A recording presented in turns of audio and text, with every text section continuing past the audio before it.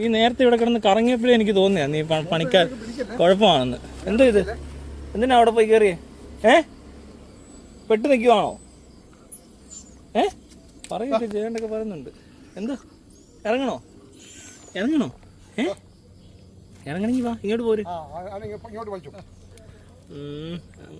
പറ്റത്തില്ല, വരുമോ ഇപ്പൊ? ഇങ്ങനെ തള്ളി കയറ്റി വിടാം. എടാ നിനക്ക് പുറകോട്ട് ഇതെങ്ങനെ മുന്നോട്ട് കയറിയത്? ഈ പണ്ടാരം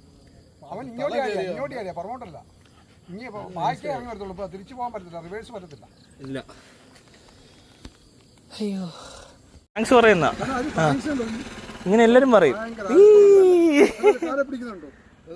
അങ്ങനെ സന്തോഷമായി പോയി.